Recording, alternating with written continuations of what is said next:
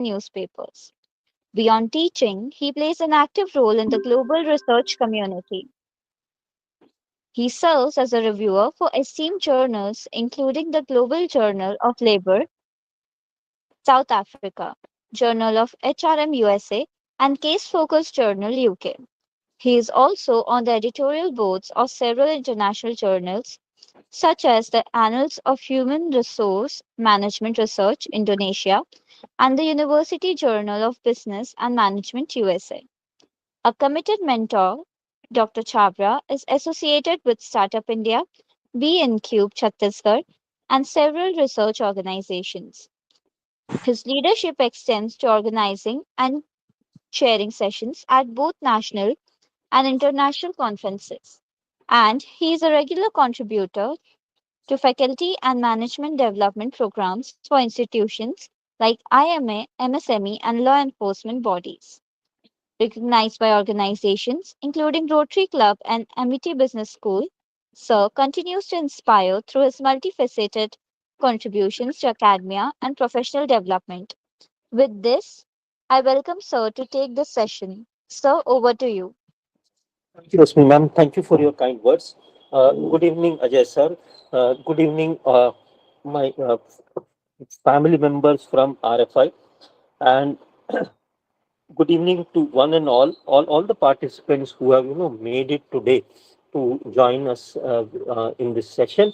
And it's through the untiring effort of RFI family, and especially uh, Saurabh sir and Ajay sir, that we have been given this platform wherein we interact with with my colleagues from different parts of this country.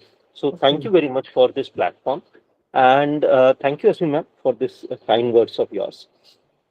So before I can look into anything more than that, let's keep the things simple on that note.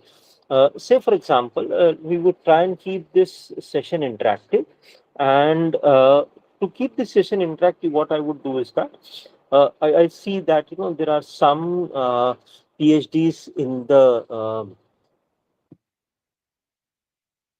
the participant list. So I'm presuming that those would be my, my colleagues would be guide as well, uh, or at least they have done even their PhD. I believe some of you would be they would be starting off their PhD, or they would be in the process of PhD. So if you so this is a hand raise. So please raise your hand even if you are pursuing your PhD or you are planning to pursue a PhD. Okay. Okay, great. Ashwini ma'am is there. Then Gitaksha ma'am, Srishti Kore ma'am. Okay. Then Anupama ma'am, Meenu ma'am, then Vidisha Banerjee ma'am. Okay, great. Who else? So I have 9 hand raised till now.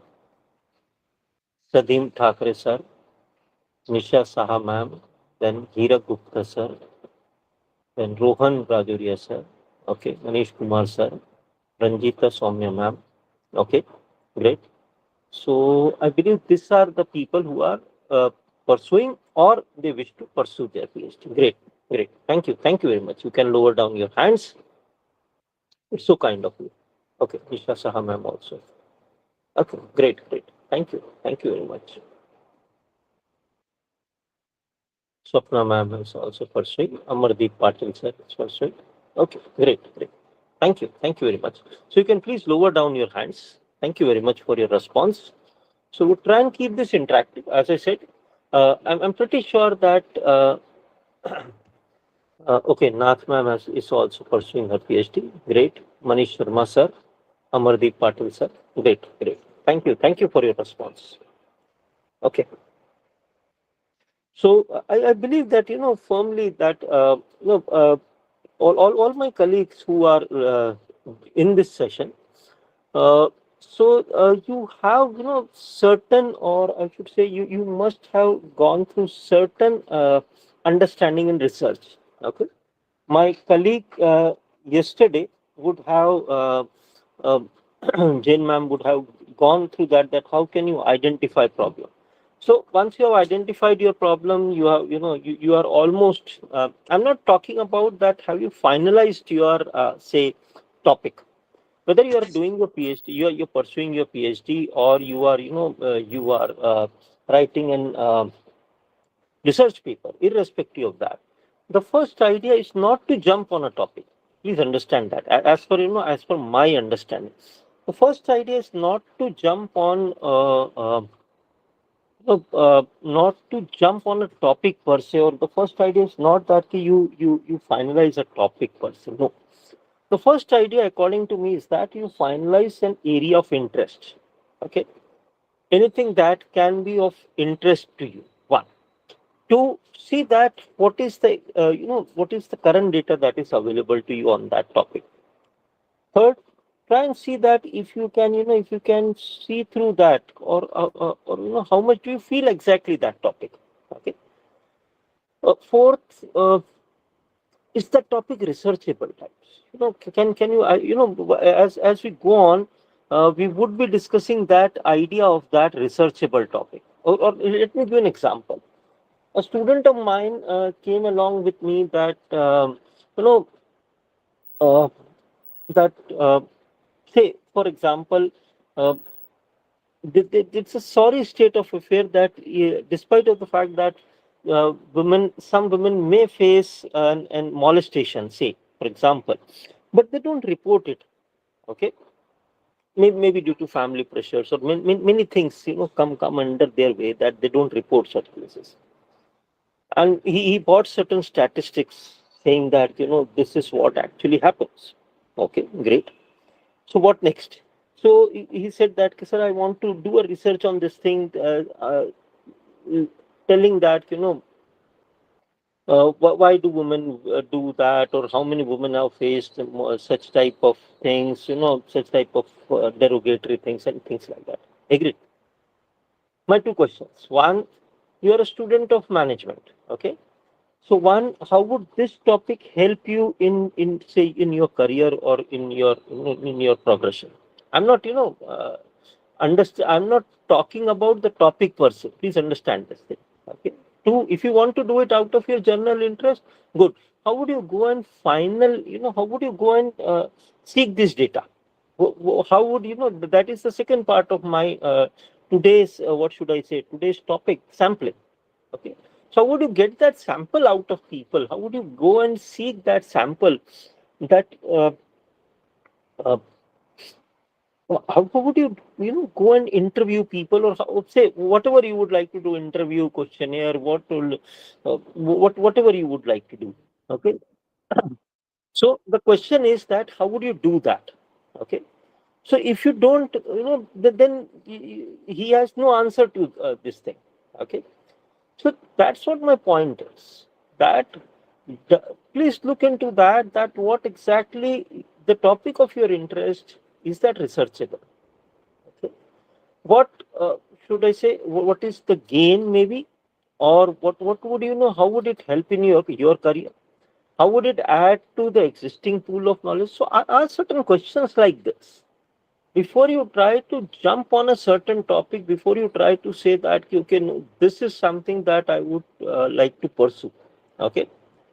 Uh, if, say, for example, if you say that, sir, now what should I do? I've already finalized my PhD.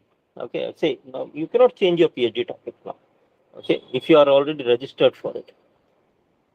So what should I do? Progress it with more understanding now. Okay, and what do I mean by that? That is what my first idea is. So let me just share my screen.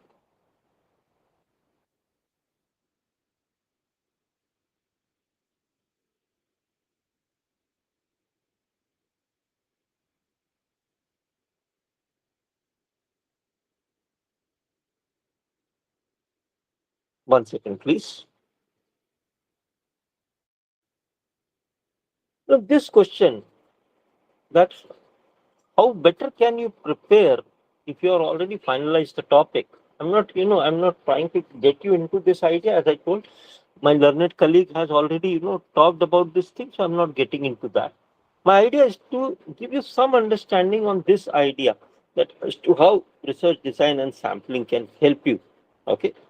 So before I start into it, okay, see, for example, if you have finalized your research topic, okay, whether for you're going for a PhD, or you are going for say for a research paper. If you have finalized your topic, my first idea is that have you drawn a mental map of it?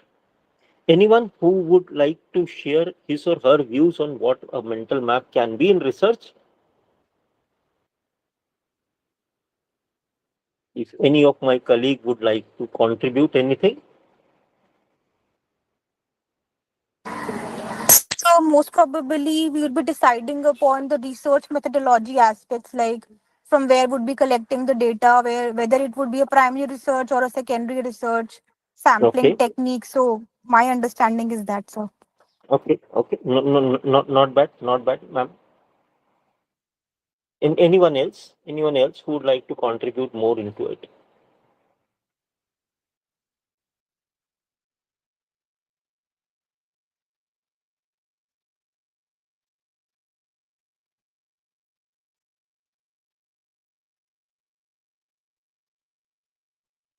Like, say, put it in simple ways. If you can understand this way, that how clearly have you charted your way? Okay, how clearly have you charted your way onto this research tour? Say, for example, can somebody would like to share an example of their ongoing research, or their some say research example, something like that, so that I can take that as an example? A general idea. I don't need the full topic, please. Uh, Sir, I'm having an interest in working on contemporary art. Uh, Contemporary art. Okay, yeah, great. Now, particularly actually, picking, yes, ma'am. onto the new media art, and Okay, how, I mean, like how it has evolved and what's its role and how it is impacting the society. okay, great, great. So, like, take it, Ashwini ma'am, let's take it that you are trying to write a research paper on this idea of contemporary art. Okay, let's understand it through a simple idea. Okay, now, in introduction, so you would have three parts in the research paper: introduction, main body, and conclusion. Okay, so in introduction, what all you should be writing? Okay, say, for example, are you trying to define? Generally, an introduction should be definition. What you say, conceptual clarity. The introduction should give you conceptual clarity. That in introduction, you generally try and give a conceptual clarity onto how you can define. You give the definitions of the things, and then specifically you write aims and objectives. Okay, that as to why you want to write something on contemporary art, and what exactly you would like to write or include in this idea of contemporary art. Okay, so would the history of contemporary art interest the readers? Say, for example, okay, if not, then why not I squeeze that history of contemporary art, okay, to in introduction, and then in main body. Then in main body, what would I write? Okay, so what would be you writing in your main body then? So because that is what would be the maximum length of the paper. So what exactly you would be liking to, so that you would derive from your research objectives. Okay, that's what I said, your aims and objectives. Okay, as to what exactly you would be talking during your your research paper journey, what exactly you would be talking about the contemporary art. Okay, so you would be talking about that how you have already talked about. So you say, for example, in introduction you have already given a brief history of contemporary art, and you have come to the present. Now from present, how would you take it further? And in the conclusion, you would be writing, say, what can be the future, or how can technology be a helping hand, or how can technology be a challenge, whichever side you would like to look into. Decide this largely. That is what would give you a mental map of research. I repeat, starting from now on, okay, how would I like to proceed or process the entire information, okay, the available information and the direction of information that I would like to present to a reader. Okay. Most of the time, since you are new into the research, or you may not be that, even if you are experienced in research, you may not have that clarity. So, drawing a mental map would help you get that clarity in the research as to how you would be, how you would be uh, going through the larger interest area in research.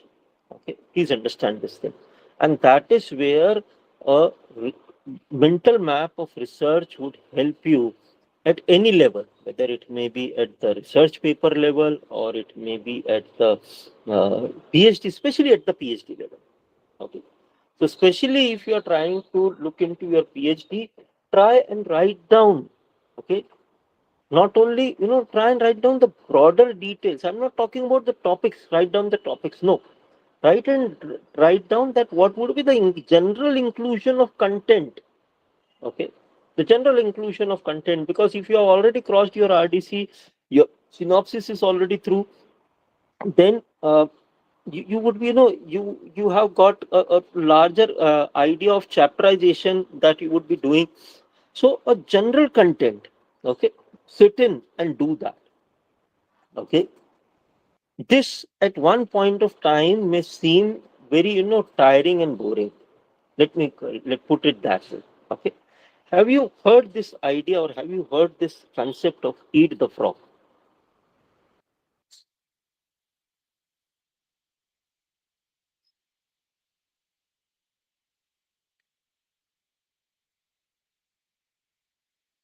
Eat the frog. Have you heard this concept? No, sir. Okay. Say, Goel ma'am, let me ask you a very simple question. You have been invited at a relative's place, or why only Goel ma'am? Say it applies to every one of us. You have been invited at a relative's place.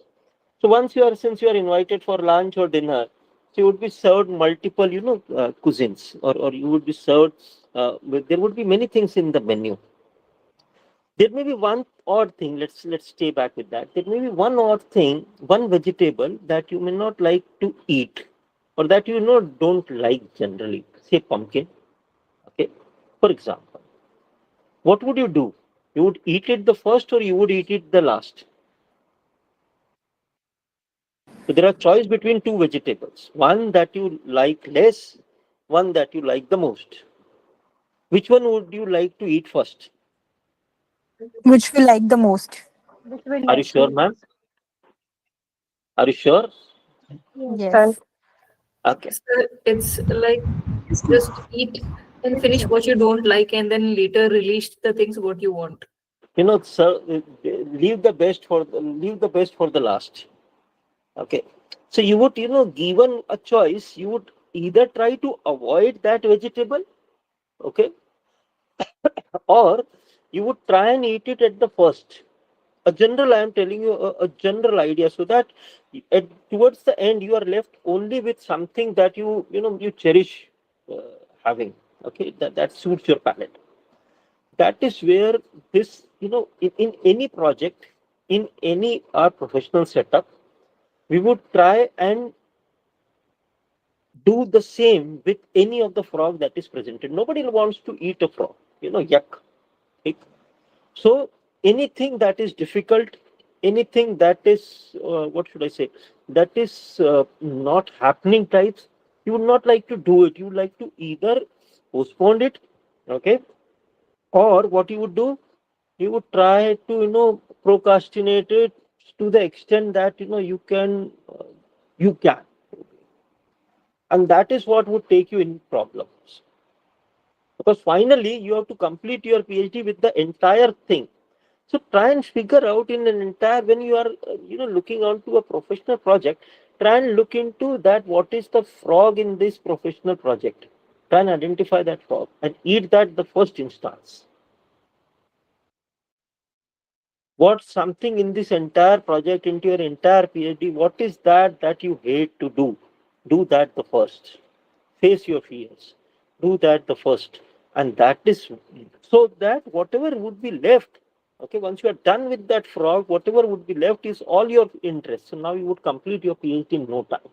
Okay, so that is how that's the reason I'm telling you. Sitting and planning for things, writing contents, or writing, writing a drawing a larger understanding of your topic or things like that. Nobody wants to do that. Okay, we try and see that. Okay, let's do the things as they come over. Let's try and do that. Okay, don't do this. Plan things. Okay, especially in terms of your Yeah. PhD, or maybe in terms of, even in terms of your research paper, plan things. So once you draw a mental map of things, things would become easy. In strategy, this is what we teach. What gets measured, what gets, what gets measured gets controlled. So if you can write things down, you would have some direction. You can have, you can figure out deviations, you can add idea to it, you can delete idea from it, things like that. That can always happen, but don't be directionless. Okay, what you would show to your guide. So hence, if you are pursuing a PhD, or even if you are writing a research paper, the first thing try and practice is that draw a mental map of your research. Okay, note it down. Once you are done with it, now you can, now as a sub part of your mental map, now let's start with this idea of research design. Okay, once you are drawn with a bigger idea, now let's start with this. So now you want to look into a detailed, what Goel ma'am was saying, you would try and look into a detailed understanding of as to how you would collect the data, what research tools you would apply, primary data, secondary data, what sampling methods you would use, and things like that. Okay, so that is what you would try and do about a larger thing. So once, like you would be trying to draw a blueprint of your research. So while you are trying to draw a blueprint of research, that is where a detailed research design would come in. Now, since you have started with your design, this can be the three larger set of designs that can actually happen. Let's start with the first thing. In most of the researches, okay, in most of the researches, the design would be mostly in terms of descriptive nature. Descriptive, that means, see, if I want to test that how good is my brand, how satisfied are my consumers, okay, what is the, say a critical evaluation of some art, so anything like that. Okay, you are trying to report back what is already existent. Okay, please try and understand this. You are trying to report back what is already existing. So that is where a descriptive research design would come in play. Okay, and that can be, that can be something that you are trying to compare to the ideas that, say you are trying to draw a gender based comparison, you are trying to do any type of comparison.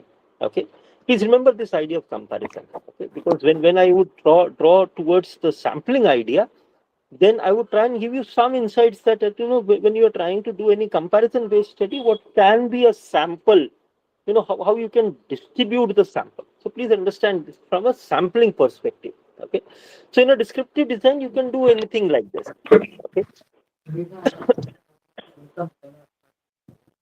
uh, clear with this descriptive idea?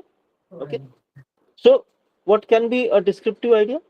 Srishti ma'am, you have kept your, accidentally that has been, thank you, thank you. So, three types of descriptive designs you can use largely. In a case study method, you would be restricted to a particular organization. So, if in general, if you want to do a research paper or a case study primarily, then use a case-based design, because the inferences that are drawn from a case-based design are very limited. They cannot be generalized, or what in research term, what you call the external validity of this research is very limited. Okay, so if I want to do something on, say, that, say for example, I want to do a case study on an entrepreneur. Okay, great. But you also understand that those success or failure stories are non-repeatable. What has made you success in your career may not be the same that I can follow into. Okay, so I can pick up certain general guidelines, but those can be very general guidelines. Okay, so those general guidelines can be a general idea. You cannot be very pinpoint, but you can always question. Okay, you cannot be guided by exceptions. So that's the reason I'm trying to tell you that you case study methods have got limited generalization. Okay, so if you are trying to look into, if you want to study something in depth, go for a case study design. If you want to study as a particular entrepreneur, you want to write a case on that thing, so go for a case study design. Okay, don't follow this in uh, in your PhDs. Okay, don't do this. So if you are trying to write as I said, if you are trying to draw a research paper on a case-based design, it's okay. No, not beyond that. You want to compare two different types of variables. Say, as I told you, that you have got two stratified variables. Okay. Anyone who has got some idea on what are stratified groups?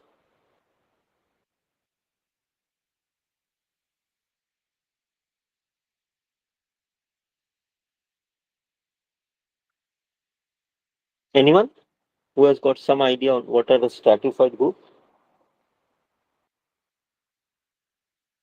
Say, for example, two groups which are which are exclusive in nature, so they don't intermingle with each other. Say, for at one point of time, you can belong to either of one groups, or out of multiple groups, you can belong to one group. Say, for example, income. Okay, so as of now, as on this date, as on this time, you are there in one income group. Okay, so you can be in one gender at certain given point of time. Okay, so that can be that those are stratified groups. So in anything that can, like say, you might have studied up only up to a certain level. Okay, in your education as on this date.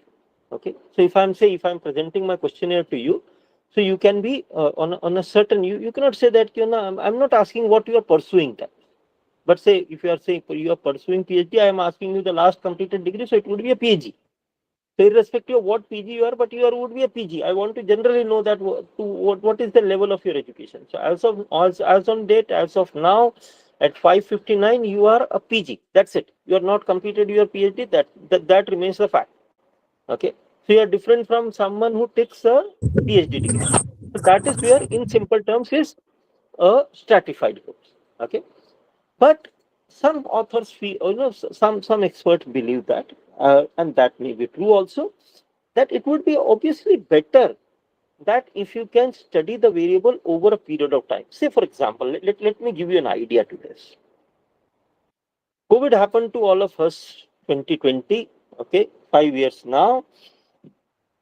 If you want to, so gone are those days when you wish to look into some data from a say, what should I say, uh, a pre-globalization, post-globalization, LPG, pre-LPG, post-LPG. Gone are those days. Way back 1991. Gone are those days. Okay.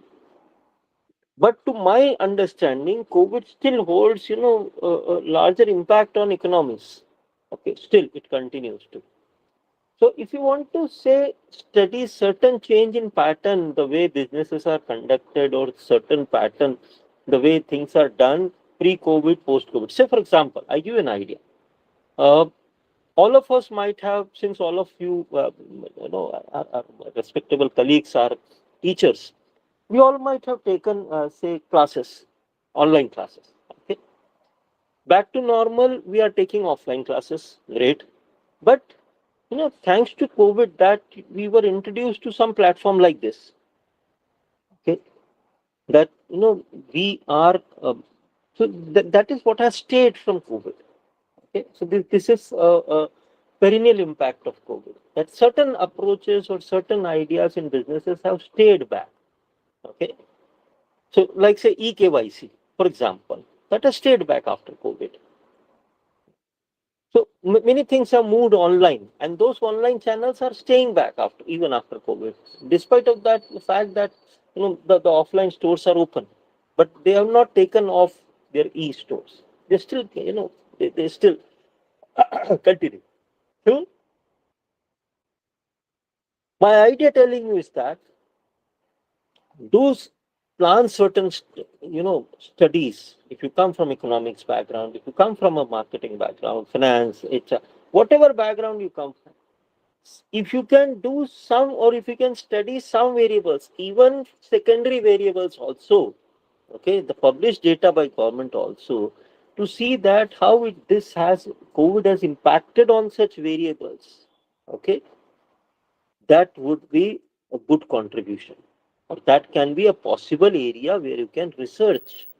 Even in, if you are, say, if you are pursuing your PhD, and one of the, say, one of the research objective can be based on, say, what is the impact of COVID-19 on this variable of yours, okay, whichever way you are pursuing your PhD, whichever, you know topic you are pursuing your PhD. So include that, and that would be, to my understanding, that would be a good idea to do so. Okay, and that would become a longitudinal study then.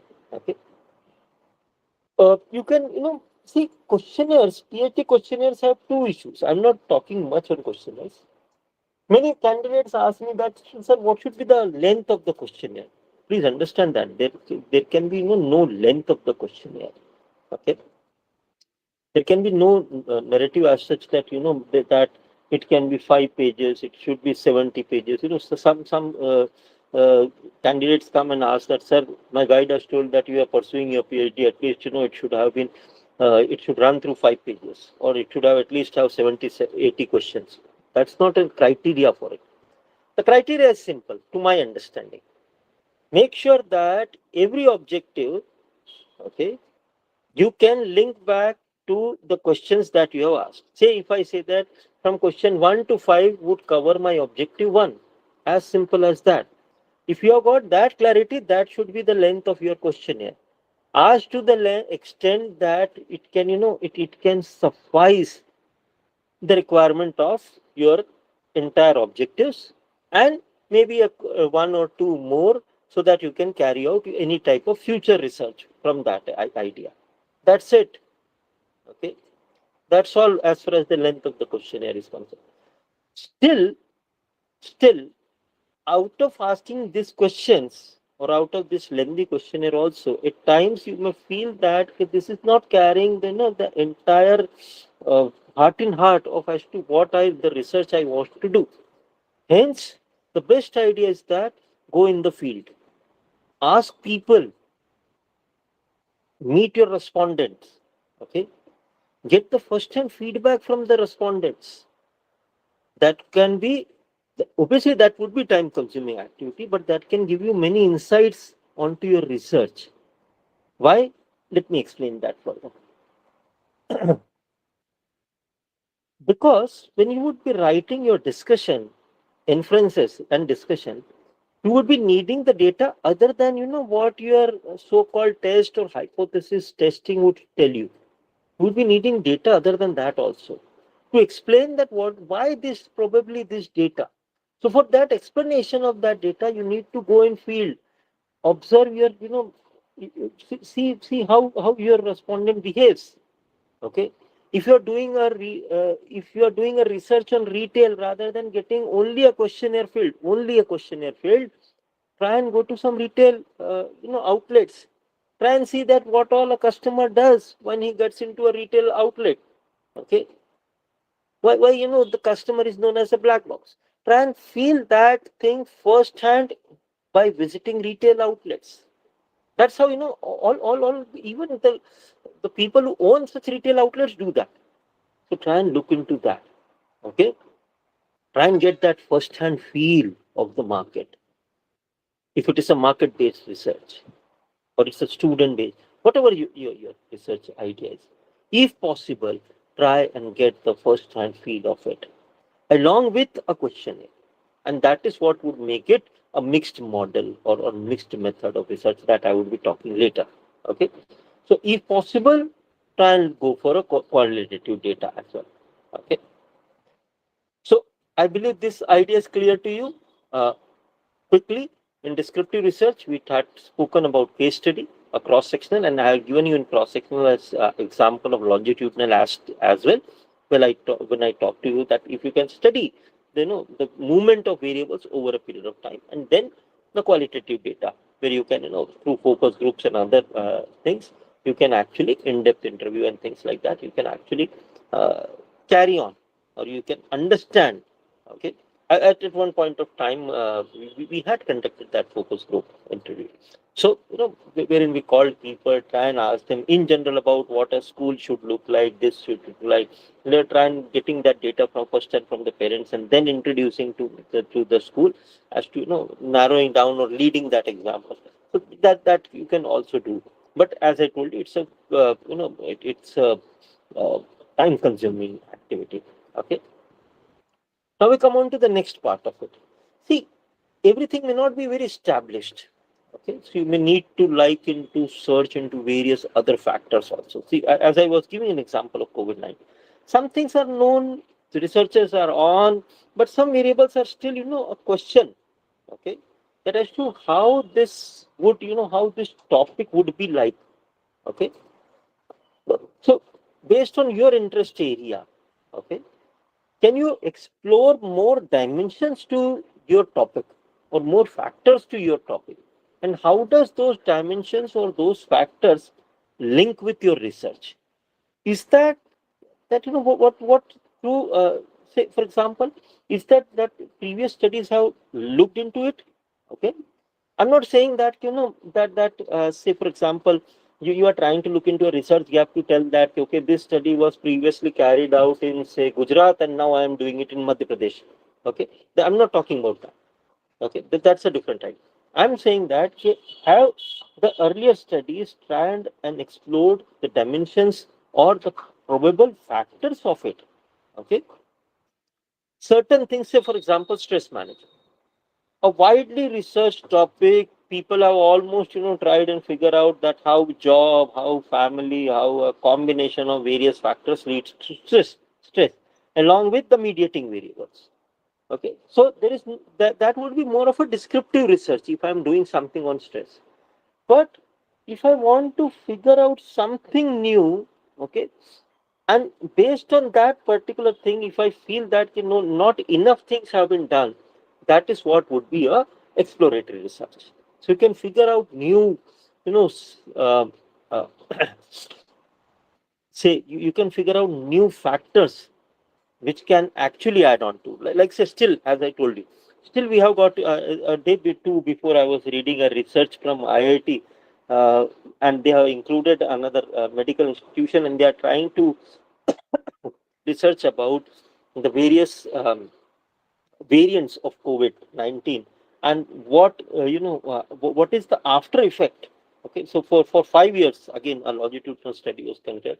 For 5 years, they observed that okay, that Delta variant has caused what all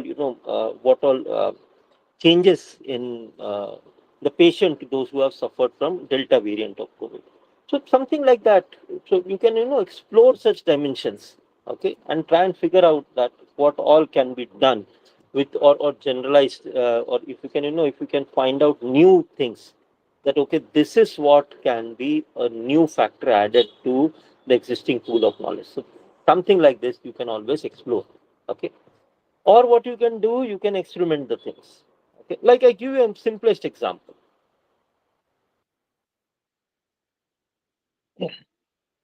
In many institutions, okay, uh, like say let us take a very current contemporary example. How many of you were clear about these three research designs: descriptive, exploratory, and experimental before attending this session? Please raise a hand.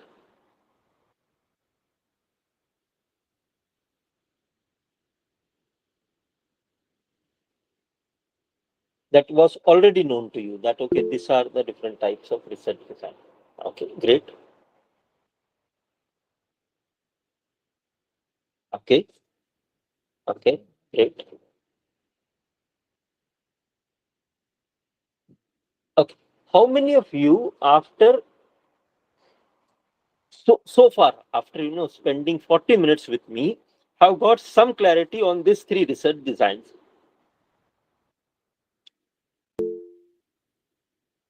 Okay, great. Okay,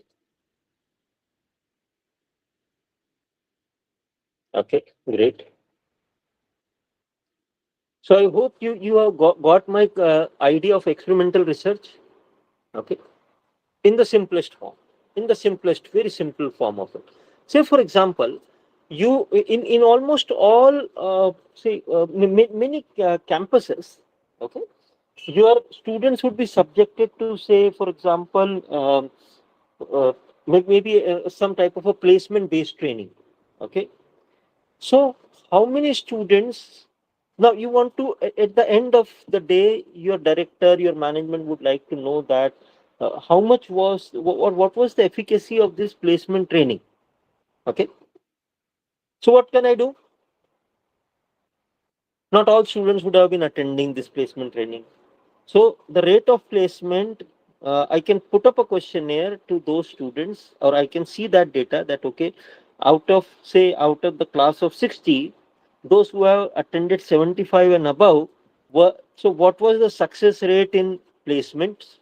Okay, out of, say, I say that, and those who have less than 75, or I fix up a, say, a percentage of attendance. So those who have, less than, say, 70, 75, 60, whatever, you cut off, you take a practical cutoff, you take. So what was the success rate in placement? I hope you got my point. I repeat, if in a campus, uh, say engineering students, management, whatever the case may be, so certain number of students out of a batch of 60, I fix up that 60% attendance.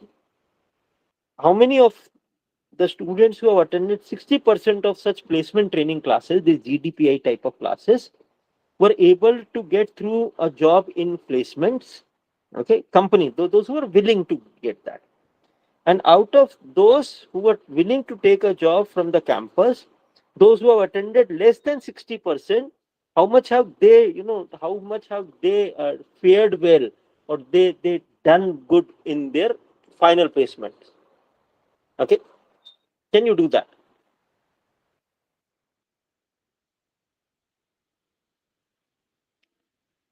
Do a research on this.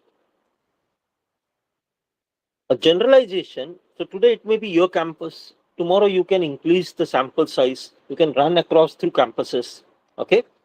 Pick up engineering, or say pick up management. Say you can get on to this idea, that what prompted you to on this idea, that say there are many reports which come out which says that only, say, uh, 80% of your engineers are not employable, or this is not done, that is not done, something like that.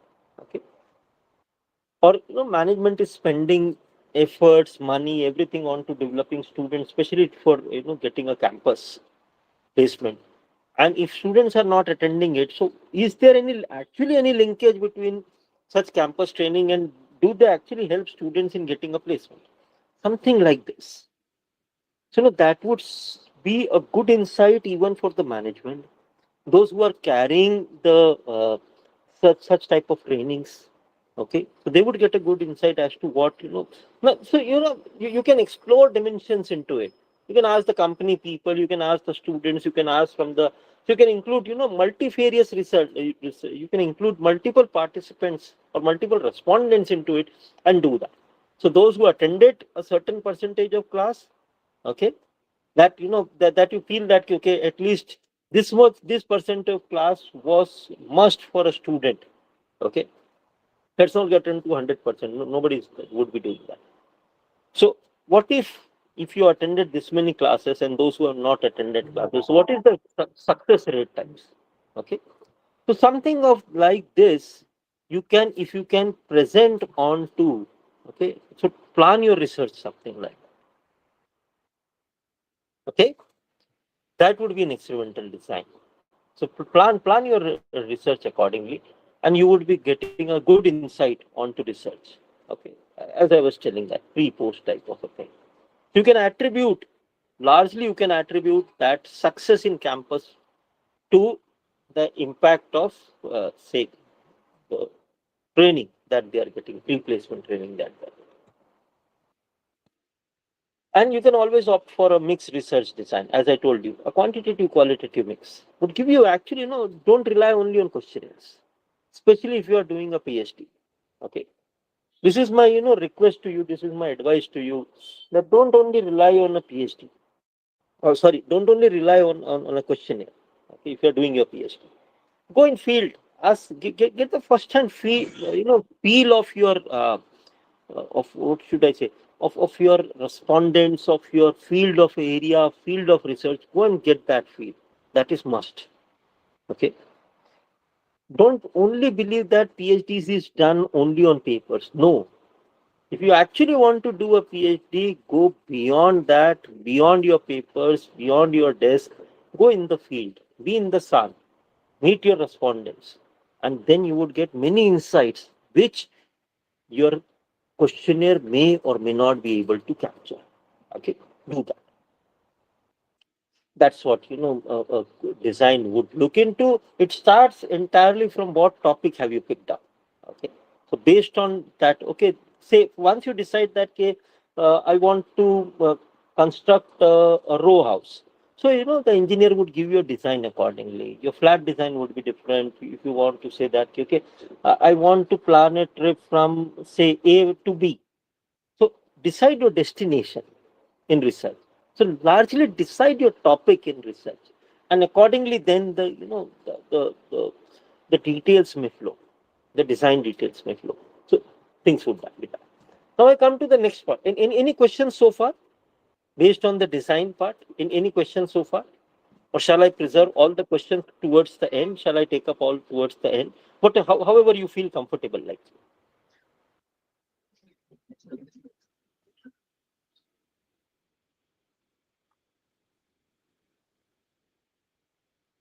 Okay. Maybe So we can take the questions at the end. okay, okay, great, great, great, great. Thank you. So let's start with the next part of it. I'm not getting into the theory part of it. Okay. So let me give you a basic idea into sample. And the basic idea is saying, see, something, what is your population? Not everyone is your population. Please understand this then. Okay. Not everyone is your population.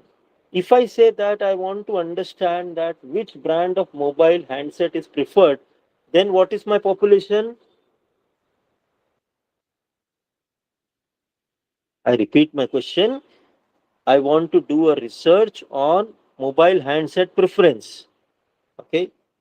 The company of, say, for example, Samsung, HTC, this, that, Apple. So, which mobile brand of mobile or handset you prefer? So, what would be my population?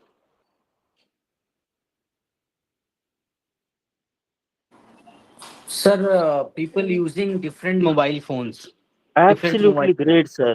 Absolutely great. That would be the simplest answer. People who have a mobile phone would be my population. Okay. Now, but if say I say that, only smartphone, okay, then everyone who is using a smartphone would be my Smartphone. population. As simple as this. I hope my concept is clear to you. So anything which is of your interest as far as your topic is concerned is your population. Okay. Those subjects, that is what your population. Out of that population, you can pick up a sample to represent the entire population based on the characteristics of the population. Remember this idea.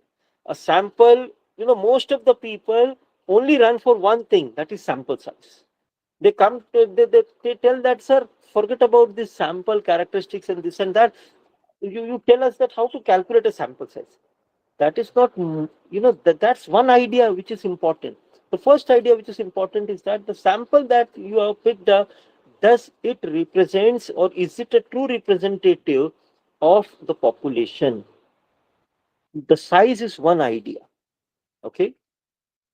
Now, what does a sample when it comes to, when I say that sample should be a true representative of population in entire of its characteristics. Say, for example, all data establish this idea that we are one of the youngest countries in this world. Agreed? That means the population in that young age bracket is the most in India. Agreed? So if I am doing sampling, okay, where I am taking, say, age group samples, okay. Say I continue with the same topic, that mobiles and mobile handset preference amongst the different age groups. Say, for example, one of this is my research objective. So what should my, and if, say, for example, I have picked up a sample of 200, what would you expect my maximum sample from which age group? Sir, 18 to 15, I think. 50. Why so many, sir?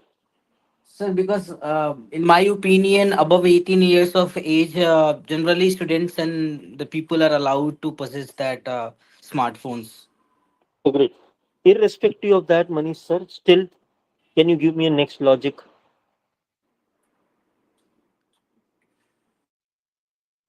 What I to give you the idea that the sample should be a representative of the population. What does your population suggest? Your population suggests that maximum number of the people living in India are in a certain age bracket, which is the young population. More than 50% of your population is young. That, you know, and the later on would be diminishing. Okay, so the later population age would be diminishing. So out of 200, 55% of, or approximately 50% of my population is in the young young age bracket. Does it represents the population? Yes or no? Yes, sir. As simple as this. That's what I said. Please make sure that your sample represents the characteristics of the population that you are picking up from in all forms, in terms of income, in terms of, say, age, whatever demographics you are planning to pick up in terms of sample, out of that sample size that you have picked up. I repeat, out of the entire sample size that you have picked up, please make sure that it is the sample that it should be representative of. Please understand this thing. Okay. Now, having said this, let me know. I'm picking up only few things because I'm not left with much time. Random and non-random sampling. Okay. So if you have got, say, I can question, any one of you can answer my question that I put up to you. Yes, that is what is the simplest way of random sampling. Okay, that the question is open to anyone and everyone who is attending this session. That means approximately I have got 85 participants. Okay, so anyone can answer out of this 80 participants. That is the most simplest example. That is the simplest example of a random sample. Okay, if I purposely ask someone that, okay, Manish sir, please answer is, Ashwini ma'am, please answer is, Srishti ma'am, please answer it, or someone else, please answer it. You know what I can see on right on my screen. Okay, then it is a Random then it sampling. is a non-random sample, because Ex- then I'm pinpointing that sample that, okay, Meenu ma'am, please answer this. Okay, or please tell me something.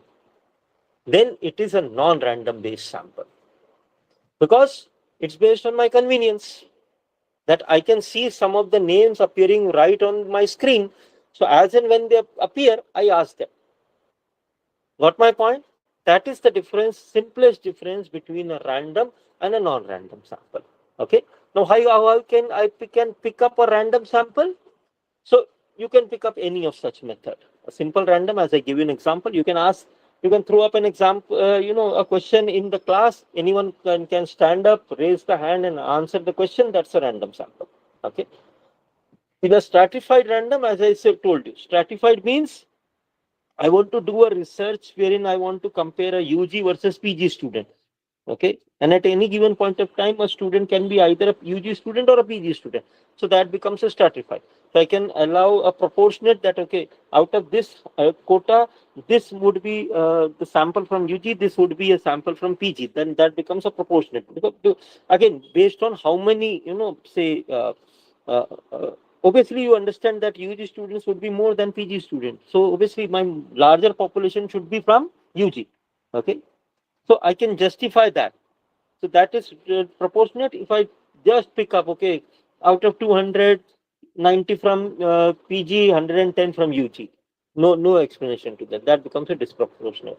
In a systematic random sampling, say I show you an example of a systematic. Say for example, I want to have a sample size of say I want to pick up a sample size of 50, and there are 10,000 orders.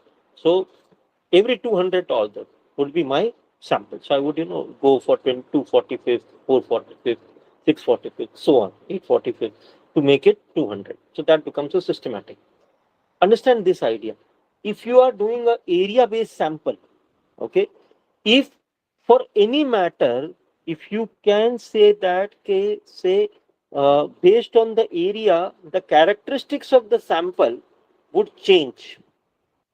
Can understand this? I repeat, based on a certain area, the characteristics of a sample would change, then that is what is a cluster or an area based sample. Okay, so that is what makes it a cluster or an area based sample. Am I clear on this? Or shall I give an example to explain this? Sir, an That would be example. okay. That would depend exactly on the topic that you have chosen for it. Say, for example, take an example from your own city. Okay, don't name your city, but take an example from your own city. Can you divide the areas where affluent people live versus a middle class population would be more versus a BPL population? Can you divide your entire city into certain areas like this, say east, west, north, south types? Largely, I'm asking the concentration of population of affluent versus middle class versus another class, something like that. Can you do that? Yes, sir.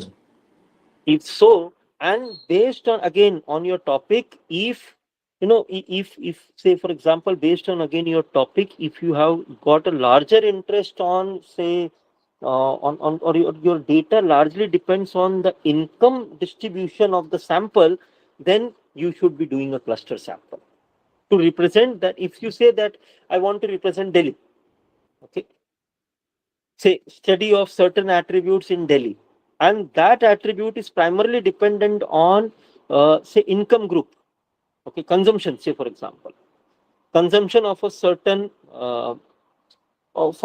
service in Delhi, and that is largely dependent on the income class, okay, the brands of vehicle that people own, say for example, and that obviously would depend on the income group. So you would be, if that is so, and if you say that it's entire Delhi, then please divide the Delhi onto South Delhi, East Delhi, North Delhi, and then try and see that have you covered the entire pulse of Delhi, or your sample is distributed across the Delhi to give you that feel of how say income class would decide their consumption of the brand of vehicle. Ashwini ma'am, does it make sense to you? Sir, I'm not from this background, so these Not, examples are not not, not really. exa- I'm from the but I'm trying to give you, Ashwini ma'am, a generalized examples, not only to you, to everyone present, so that you can. Okay, what you are from arts field, yes, fine arts. fine arts, great. Does the area, if I'm studying, say, a certain state,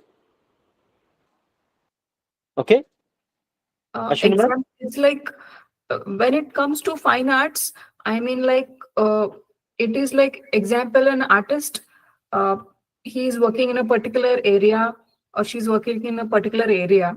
I mean, like agreed. it is like entire country is following any particular artist. It's like not really that if You I'm know, from. I mean, like, I'm Ma'am, not able to to relate the this. extent, see, if I can I say that different states would have a different taste of arts, Yes, yes, or say if I generalize it that even a simple state, say for example Madhya Pradesh or Punjab or Rajasthan or Haryana, even in that state also, say for example Rajasthan, even in Rajasthan, can I divide Rajasthan into say different areas with different taste of arts? yes, That can be a best example of cluster sampling for you. Anything which is dependent on an area is a cluster based sample. If the characteristics of your sample changes based on the area, then it becomes a cluster sample.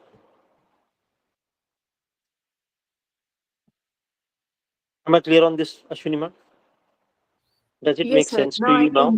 yeah, yeah, I can relate. Now you can relate to that? Yeah, thank you. Okay, great. Thank you. So that is where you find that this can be the different types of examples. Okay, non-random, as I told you, one that appears on my screen. Okay, I can ask them. Okay, for example, I feel that okay, Ashwini ma'am is interactive, Manish sir is interactive, so I can put questions to them. That is what generally many teachers tend to do. That they avoid the backbenchers. They would they would pay attention to the frontliners, or the reverse of it. They are more inclined towards the backbenchers and they pay less attention to the frontliners. So it can be anything. Okay, so you can have different types of judgment that backbenchers are so. Okay, you can have a judgment that okay, those who sent it in the front are very sincere types. So you can have based on your judgment ideas or based on your convenience. As I said, I can see the name of Minakshi ma'am, I can see the name of Minu Julka ma'am, Manish sir, Vishali K. I can see this name, so I can put forward, rather than hunting for someone to answer, I can simply ask them a question. Okay, that's my convenience. Or it can be a quota based sample. I just told you that okay, out of this should be the this is how I would decide a quota. Okay, snowball samples. Recently I was reviewing a paper for an international journal, and this person has done a purposive sampling or a snowball based sampling. Okay, snowball sample, that means you start from one point and from that reference you get to another point. Say for example, the simplest idea is that you want to do a research on the drug consumption. Okay, the after effects of drug consumption, or how families are getting destroyed because of drug consumption. So what you do, you catch hold of one uh, family in which they have got a history, or they have got they are suffering through this idea of uh, you know people getting druggist in their family. From that you can get on to they would be obviously knowing someone who can give you a reference to the next point. So based on that, you can collect that sample. So that's how a small piece of snow rolling down from a snow mountain would gather mass. So that's how you also gather a mass of effects. Okay, now I come to the last point of my presentation. I won't try and exceed your time. I'm cutting on to all these sampling errors and all those non-sample sizes. Now I come to the major idea of this thing, sample size. And before I get on to this thing, please let me give you a first-hand understanding. If you have got certain, what should I say? If you have got certain problems with your sample, okay, if you're not happy with, if in doubt, increase the numbers. It is as simple as this. If you are into certain doubt of your sample, okay, increase the number of your sample. If 10 people are saying that you are not convinced with what 10 people have to say, ask it to 15 more people. Now you would be fairly convinced, because now now out of 100, 50% people won't be giving you a falsified statement. So in statistics, large numbers play a most important role. Most importantly, equally important is the idea that after 50, if I would continue asking people, what would happen? They would try and give the same examples, or they would try and Satu- repeat the same, the same things would come to me. yes, a Okay. saturation of data will be there then. Yes, absolutely. I would not give any new, I would not get any new answer. The simplest example is that you see movie being getting reviewed. So you ask people that, okay, how was the movie? The first hand reaction of the viewers. Okay. So some would say good, some would say bad. So the words would be different, but the review would be more or less common. So that's how, if you increasing the sample size beyond a certain point, it would not add anything to your result. So it becomes an inertia. Okay. So you can use a similar sample size which was already used in a study. So that can be a thing. You can use a published table, something like that. So these are published tables which would give you an idea as to what can be the sample size. Or you can use a certain equation onto that thing which can give you an idea as to what can be a sample size. Okay. So what is these are some of the criteria which would help you understand that what can be my sample size. Okay. The better idea would be that you use something as an uh, uh, which are already a formula based type of things. So that would be a you have got a that what should I say, you have got already formula based things available online wherein you feed in certain data. Okay. And based on that data you would be able to gauge that thing, that okay, what can be an appropriate sample size. You already have that confidence interval, that schedules and other things. It's not compulsory that you may be knowing the standard deviation of the population. That's not the compulsion. Okay. So based on that, you can calculate the sample size. Online, those equations are available. So those are valid equations. Okay, nobody can question you that, okay, how you do it. But remember, as I told you, I would end up with this idea. Please understand this thing, that you must remember this thing, that you need to, or you must be having a sample which is, what should I say, which is true representative of the population. So that's all from my side. I open to any types of uh, suggestions, remarks, questions, anything that you would like to contribute. I'm open to that.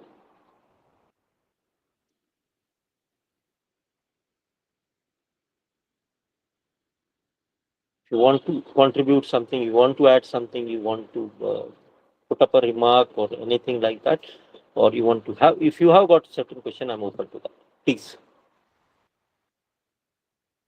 So, Yes, you're ma'am. talking about the size determination in quantitative study. So, whereas I want to study on particular artist, so here it will not be the quantitative study, right? It will go Absolutely. into qualitative study. Then Hmm. how it goes? See, ma'am, to the extent that, say, if you want to study a particular artist, okay, then what exactly are you framing your topic? Based on that, you would be understanding that, okay, say, how many of people have followed the design which has been perpetrated by this artist? Something like that. Okay. Okay. So exactly what exactly is your research design? Oh, sorry, what exactly is your research topic? Based on that, the sample type and the sampling size would be determined.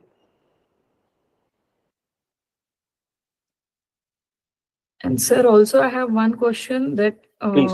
you also initially you said that when you are doing PhD study, Yep. in that you never include case study. You mentioned. I don't know. Actually, yes. Actually, yes, ma'am. I See, just wanted to understand. case studies, especially in a PhD, are a huge question mark. Please understand this, because of their external limited validity limitations. If you are saying that in a certain artist, this is what it was done, okay. Now this may not be true with a different artist, okay. So what is exactly that I'm getting out of it? As a reader, as you're a consumer to that PhD, what exactly are you adding to that pool of knowledge? Can you do something that, okay, say one of your objective can be that, your focus area is that artist or that type of art, but you are comparing it with different arts. Expand your horizons a bit. Don't be in your comfort zone. Expand your horizons. That would be a good value to add. Sir, I have a question regarding this only. Yes, That what yes. if we collect a larger, sample when we are studying any artist? I mean, any sort of arts. So will that not be okay for a PhD? Manish sir, my personal limitation onto that would be that if you can include, you can study a particular art, not an issue. But if you can, increase the scope of studying that art, okay, maybe either by comparing it with different art, or maybe by comparing different artists who follow the same art design, anything of that sort, okay, try and increase. So that would give you a comprehensive. Okay, see, Manish sir, let try and understand one thing. Okay, sir. That once you are done your PhD, you are considered a doctor, or you are considered a master into that particular domain. Sir, sir. Can I say that? Yes, sir. Okay, so please become that. Please increase your horizon to that extent that you actually become a master in that domain. Sir, I have one more confusion regarding non-random sampling and random sampling regarding Yes, please, sample size. please, Sir, please. what I did in my PhD was, since we don't have accurate number of population, so I Okay, chose to go with the purposive sampling, right? So is no, there not an any issue. sample size that is important to decide when it comes to non-probability sampling? Sir, Manish sir, see, the simplest answer to this is that can you actually look into that? Can you actually justify that you don't have a sample, or you don't have a population? Sorry, can you actually justify that you don't have a population? And maybe similar studies won't have helped you. I told you the methods. Okay, Yes, yes, sir. that despite of all such things, you don't have any sample, population. You are not able to determine the population. Can you actually justify it? Sir, If yes, I'm not asking you, Manish sir. I'm just trying to give you a hint onto that. okay, Okay. sir. So my idea to you is that if you can justify this thing, that despite of all the known efforts that can be put in, okay, Mhm. you are still unable to determine a population. And since you are unable to determine or estimate the population, even estimate the population, hence you have picked up a certain, sample size. The Okay, first idea, if you want my first reaction, I would suggest it, please don't do this. okay, sir. Sure, sir. Okay. Thank you, sir. There can be no ways and means through which you can actually estimate. I tell you one of them. If why can you think about putting up an RTI in say certain ministry to determine that population, that okay, can you tell me that okay, how many active mobile phone users are there in India? Say for example, I'm just trying to give you an example. Okay, put up an RTI, and with that base of RTI, you use that as a population. Okay, sir. Based on that, okay, I obtained this information from this ministry because that data is authentic, na? Yes, yes. That this year, on this year, this date of RTA reply, this was the population of this type of users. Okay, and Okay. that is how I determine my population. Simple. Got it, sir. Got it. Okay, Thank you, sir. thank you, Nagesh.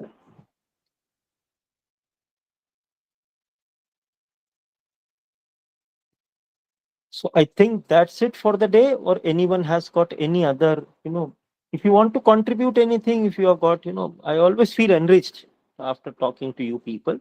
Okay. So if nothing of that thing, then we call it off the day. Okay.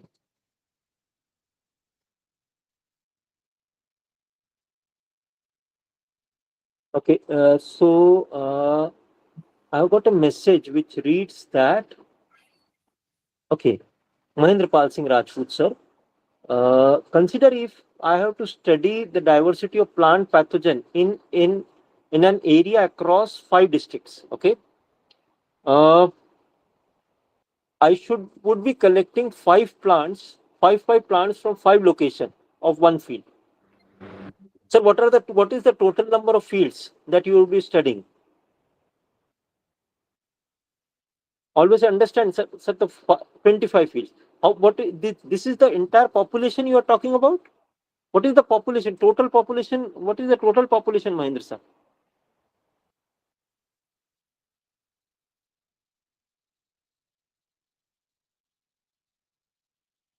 Total population of 125 fields. Okay.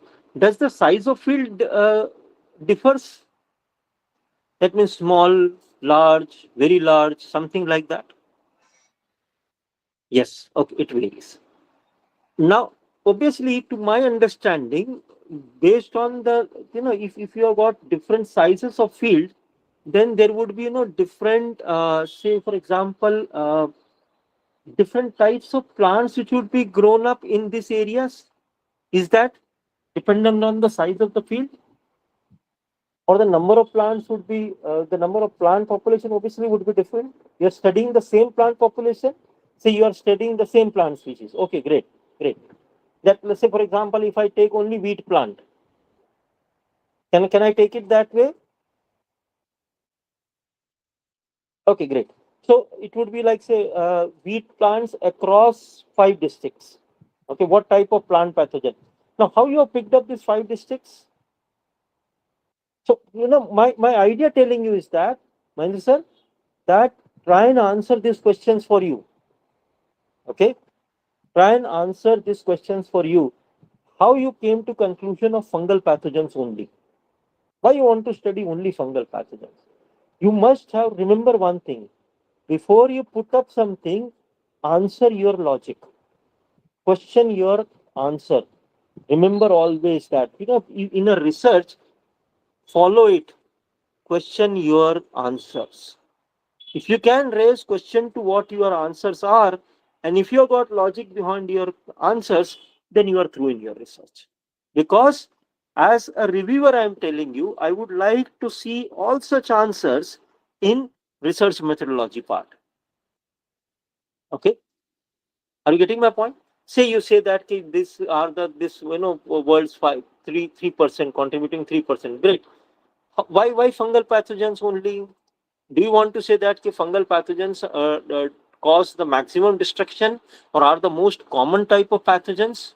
Okay, great. So that is 10% is the maximum yield by other types of pathogen. Is it the maximum type of things? If all answers are yes, then you have built up a logic. Go ahead with your research. Okay, and increase the number of say increase the number of your sample. Don't only be limited only to 5 plants. Out of say, Mahendra sir, if I say in a acre, what would be the how many wheat plants can be there? If I take a standard size of an acre randomly, okay, approximately what would be the total plants in 1 acre? 1,000. Out of 1,000, Mahendra sir, you are studying just 5. Okay, that would be too less a population. At least go for 20. So that tomorrow you can justify what you have calculated. You would be doing hard work, Mahendra sir. So please understand that you need to be, you need to present that data which can be justified over a period of time. Okay. I hope I have answered you.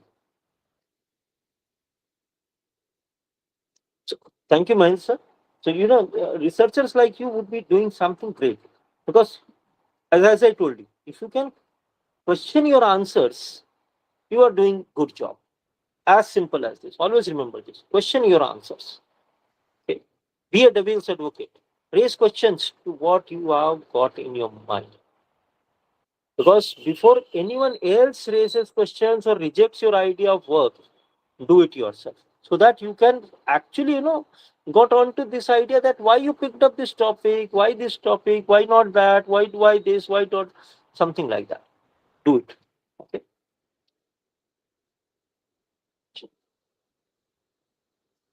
So thank you very much. Anyone who has got any other further questions or anything? Okay.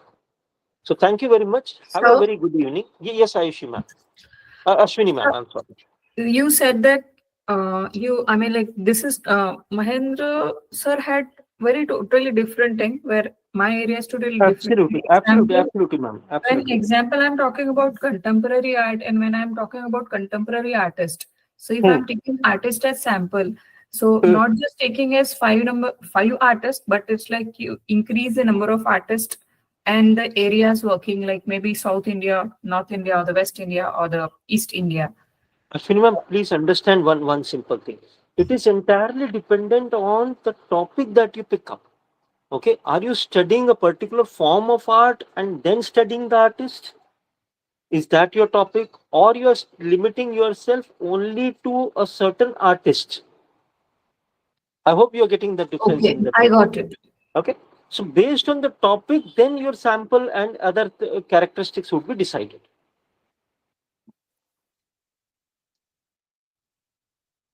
Okay, I got it. Okay, thanks, ma'am.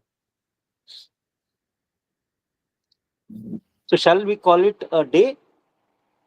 Sir, please allow me to thank you formally then. Oh, Asmi ma'am, I should thank for you for a nice conduction of this session, and all my respected participant colleagues who have joined us from different parts of country. After spending a entire day at their offices, in the evening they are eagerly contributing and positively contributing to this session. So the success of this session or of this, it's entirely dependent on you. Okay, and my heartfelt thanks to my entire RFI family, including Asmi Jain ma'am, Ajay Jain sir, and Saurabh sir. And thanks to all the respected participants. Asmi ma'am, over to you. Sure, sir. A heartfelt thank you to Sir for such an enlightening, engaging, and insightful session. Sir, it was truly enriching and knowledgeable, and I hope that it adds to everyone's knowledge. I would also like to express my gratitude to all the participants for the active participation. Thank you, everyone, for joining us. Thank you so much, sir. Thank you, ma'am. Thank you, everyone. Thank you, everyone. Have a very good Thank you evening. so Thank you, ma'am. Thank you. Have a very good evening.